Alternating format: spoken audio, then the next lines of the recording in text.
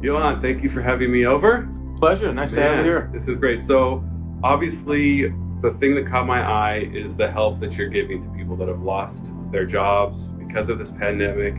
And then I did a little bit of stalking, and I realized that we are neighbors here in the same office building. I know. Which is really cool. And I just figured it'd be really great to share with the community what you're doing. But I, out of pure curiosity, wanted to dig a little bit more into your backstory. And so I feel like for those that are watching on their phones or on their computers at home, finding something to do to kill the time, we could dig into a little bit about where you're from, how you went from, working in the industry to owning a restaurant to now, being one of the few restaurant groups to be mentioned in the same breath with the Cohen family and, the Brigantine Group and the Consortium Holdings. I mean, you're squarely in that same conversation, and there's not very many other people that are here in San Diego, and it's nothing to shake a stick at. I mean, it's pretty impressive what you've accomplished business-wise. So I want to dig into that. And where did you grow up, and how did you get started as a young man working? And then we'll get to a little bit about your early career. And then I know that there's been kind of a mushrooming effect of explosion of growth over the recent 5 or 10 years in your business as well. So I want to hear about all of that. Sure. Well, born and raised in Sweden, northern Sweden, in a smaller town there. My mom is American, my dad's Swedish, so I always wanted to come to America and try it at least for a year. So when I was 16, I came here to try high school for a year with my mom, and ended up staying here. When I was 17, I moved out on my own, and I needed to get a job to pay rent. And funny enough, where we're sitting right now, there's a gym around the corner? Yeah. So above there, real gym. So above there, there's 4 tiny studios, the size of this tiny room. So that was where I lived when I was 17, and I was paying, I think it was $300. Did you graduate early, or were you still in high school? Yeah. And you'd already moved out? Yeah. Wow. So I was paying $375 a month there, believe it or not. And I needed to pay that rent, so the only job I could get was as a dishwasher. So that was my introduction to the restaurant industry, and worked as a dishwasher for a while, then a busser, then a server. And then when I turned 25, I felt like I needed to figure out something to do with my life. I didn't want to be a restaurant server or manager forever.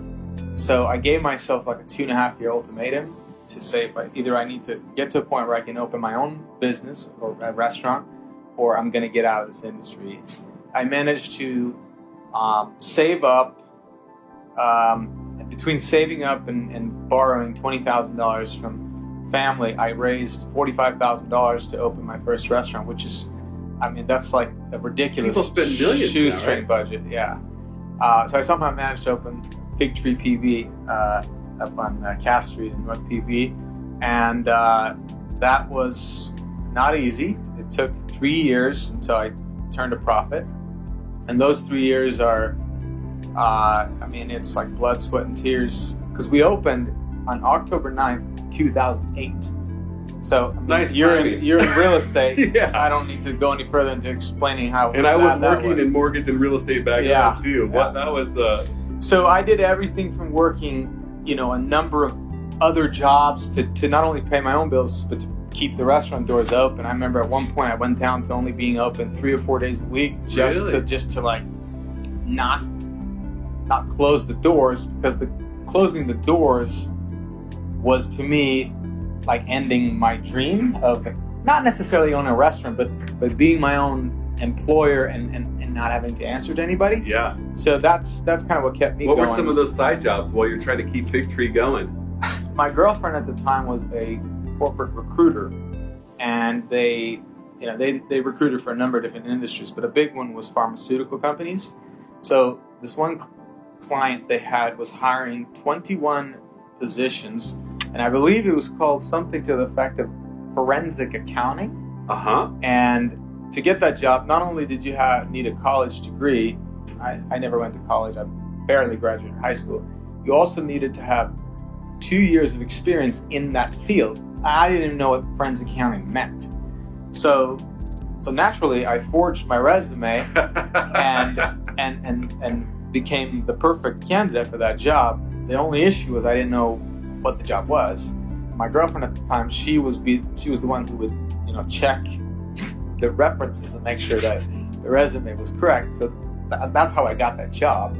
Fortunately enough, they had a very good training program, even though you're supposed to have the experience. So fast forward a year, they announced that they're going to turn 3 of these 21 temp people into permanent employees, which would mean you got a raise, you got full insurance benefits, and so on and so forth. And everybody is sitting there saying, oh, I hope it's me, I hope it's me. And I'm saying there, please don't be me, because now they're going to do more background checks and realize that this is all BS, right? So I think it was like a Thursday or Wednesday or Thursday, something like that. I get a call from HR and they say, hey, congratulations, you're one of the 3 people, blah, blah, blah, blah. Jesus, here we go, man. So I get, they basically say, okay, well, we're going to just do your background checks and so on and so forth. And like say a week goes by, they call me and they say, hey, congratulations again. There's only one little problem. San Diego State University doesn't seem to have any record of you. And I was like, well, that's weird. It's really strange. They must be really disorganized. I said, I'll get you my diploma or whatever. So I kept buying time by just sort of pushing this out. And somehow it just sort of fizzled out. Like they never followed up. I don't know. I guess I just got lucky. Anyway, so I mean, I kind of jokingly call it half persistence, half stubbornness. Right. So to say that, it was easy. Is it like 2010 now, 2011? This is around, I believe it was 2010, possibly late 2009, somewhere around there, yeah. So you got through the worst of it, as far as the economy goes. Yes, and I got through the worst of it because it was, like when I was the one there, it was me and a lot of times one guy in the kitchen and maybe another person helping out. It was so bare bones. And our sales, it's funny, I'll look up on an old spreadsheet, like our sales were just, I remember one day I said, oh my God, if we could ever get to the point when we average $500 a day in sales, that would just be, we're set, stuff like that. So it's kind of funny looking back. But that's my quick background story. And then finally, about 3 years after I opened, it started turning a profit. I was able to save some money, opened the second location in Fig Tree in Hillcrest, followed by Liberty Station. Then a couple years go by, and I kind of took inventory of what I thought the sort of pros and cons were with Fig Tree, that concept. Location number 2, location number 3, are those self-funded? Are you bringing on partners? I had a partner for the second one. I had a minority partner for the third one. I still had control of the brand. But it was, across the board, it was a very confusing brand, at least in those days, because we had 2 locations that were open for dinner, breakfast, lunch, and dinner. Another one that was only open for breakfast and lunch. One had pizza, one didn't. So it was very confusing in that regard. So as far as like looking back and when I was taking inventory of the brand, I looked at what I felt was things that either needed to change, or if I were to do something else, I wouldn't do that. So instead of completely rebranding Fig Tree, I just wanted to come up with something new. And then I outlined all these things that were, that these are musts. And this is how Breakfast Republic came about. I knew I wanted to identify the concept in the name. Breakfast Republic is pretty hard to think we're a steakhouse, right? 2, I wanted to just 7 to 3, breakfast only. None of this at 11. We break out the club sandwiches and stuff like that. And I wanted to be boozy, like we want like lots of Bloody Mary. Sunday fun day. Yeah, all that stuff. Yeah. And also kind of a whimsical, fun design with like just a fun environment with quirky quotes and stuff like that. So it's beyond just sitting down and having good food and service. There's another aspect of it, which I sort of call the X factor of a restaurant, which I think is very important because it's such a competitive industry, and if you don't have that, I guess, edge, it's easy to just be forgotten. On top of yes, it all. Exactly. Yeah. So that's how Breakfast Republic came about, and that was a success from day one. You've got 10 locations. 10 locations, a couple more on the way. That's crazy. And there's a few other right down here, there's Northbrook Breakfast Company. Yeah, I've been there. There's Gaslamp Breakfast Company. There's a few other ones. Yeah. But yeah, Breakfast Republic's done very well, and we plan on continuing expanding, even though right now we're sitting in the middle of a pandemic. Obviously, the focus now is to get through the pandemic, and then I want to continue to grow. Yeah, so you've got 10 at Breakfast Republic. You've got 3 at Fig Tree, right? 3, but we closed Hillcrest because I'm converting that into a Breakfast Republic. Oh, you are? Yeah. Okay. And then I've been to El Jardin as well, which is killer. And I haven't been to Feast and Fairway, and Eggy's is new, right? Yeah, and that's going to be primarily a takeout concept. So oh, is it? I was going to say, how's it different than Breakfast Republic? So the intent with that one is it's next to Breakfast Republic. So in a normal time, which is not the case now, but we generally at East Village, Breakfast Republic, we have a wait just about every day. And if you sit there and watch the host stand and the people waiting, a high percentage of people who come there actually leave, because if we're on a 2-hour wait, there's not that many people going to wait. So the idea is, instead of them leaving and going somewhere else, we want to capture that consumer and just send them next door for a breakfast sandwich or something. So that's the intent. I'll tell you, I've experienced at Liberty Station, Breakfast Republic, that long wait line myself. Yeah, right. I mean, Point Loma TV, I've hit that place up, and yeah, Big Tree, of course. And yeah, I thought El Jardin was so cool. Very different idea when you brought it up. I mean, you've got lots of locations all over the place, but you do have a solid footprint on the Point. Talk a little bit about what you like about OB and Point Loma, and what attracted you to the peninsula. Sure. Point Loma, we have 3 stores, different ones in Liberty Station. It's kind of funny because I think it was 2010 or 2011, I looked at Liberty Station and I just didn't get it. It's like, what is this place? It just seems weird. Then I revisited it in 2013, and I kind of, light bulb sort of went off, and I kind of understood where it was going. So that's when Fig Tree came about there. And then 2016, that was the second location of Breakfast Republic, where we took over this sushi restaurant. And I think it's I like all kinds of pockets in San Diego, but Point Loma and OB are, it's a down to earth type of consumer. They're super nice, and they've supported us from day one. So we're very excited to be there. And I mean, it's a little bit of business speak, but how do your locations on the Point fare compared to maybe the same, location in a different part of town? Sure. Like, are they doing you any more love or less love compared to other spots? Liberty Station does really well. Breakfast Republic is crushing it. OB is so-so, but I think that's more because that's my only second story location, and we benefit a lot from the presence of, like, when you can see in and see the vibe. Here you actually have to go upstairs to see that. So that's, once you're up there, it's a cool space. Yeah, totally. And it's not like it's profitable. It's not maybe at the level of the other ones. But that, I think, is, again, predominantly because it's a second story location. But yeah, I love those locations. OB is probably aesthetically my favorite in terms of the look of it. Yeah, I noticed the Airstream is... Exactly. I think that was in the previous location, and you were sure to keep that and make it your own as kind of the kitchen storefront. Yeah, for sure. Yeah, so... Yeah, I was so interested in digging into all the business, because really, if you hadn't been successful and done all this stuff, you wouldn't be able to do what you're doing now, which is so powerful. And it started with you wanting to reach back to the people within the industry only, right? Yes. Like servers, right? Bussers, other people that have lost their jobs. Bring the people who are watching up to speed with what exactly it is you're doing, where it's at in Mission Valley, and how you're funding it. How is this all happening? Right. Well, so today's the last day of April, so we've been doing this since late March. We're going almost 5 weeks doing this. Wow. We've been devastated by this pandemic, just like most other people. We've laid off close to 97% of our entire workforce. The few stores that are open for takeout are ran with just like a skeleton crew, because it's takeout only. And,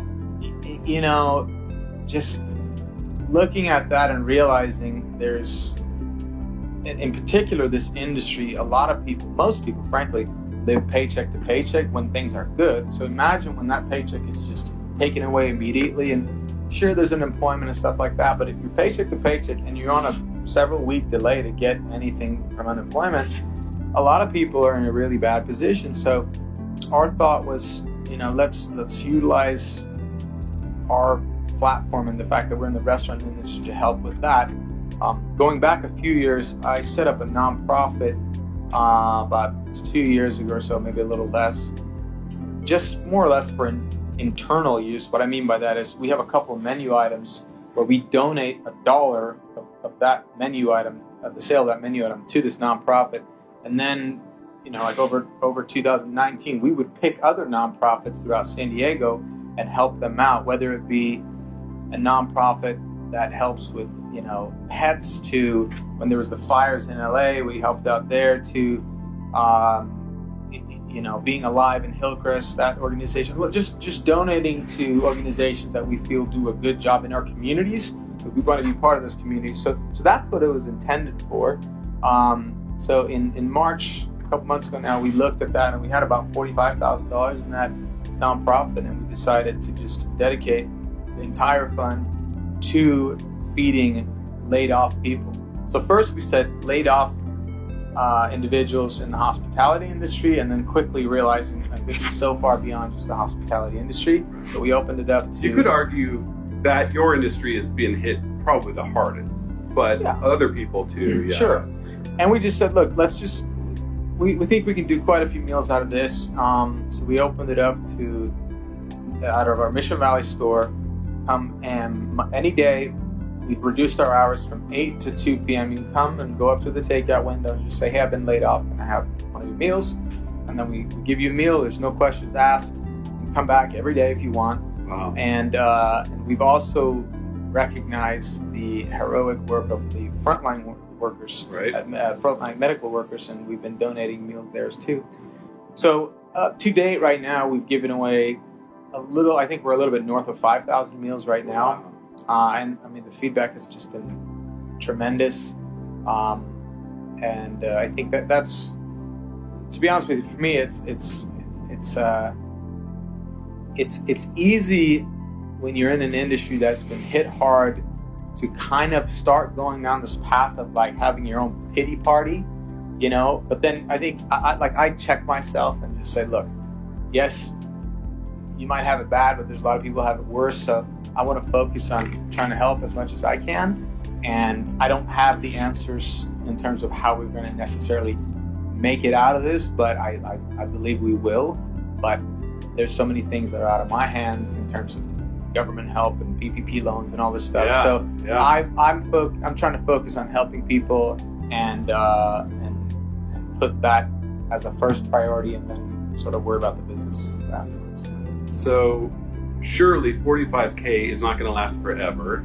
Is there a fund where people can donate and help to help you do what you're doing already? Yeah, so we set up a GoFundMe campaign, which has raised a little bit over $14,000 to date. Cool. So another thing, a lot of people who come down to Breakfast Republic, not necessarily for the meals, and they hear about this, we've encouraged people, if they're able to financially, to pay it forward. So somebody can come in and they'll say, hey, I want to buy one meal for the next person who comes. Oh, okay. So they show up, then we'll say, hey, this was actually bought by another guest.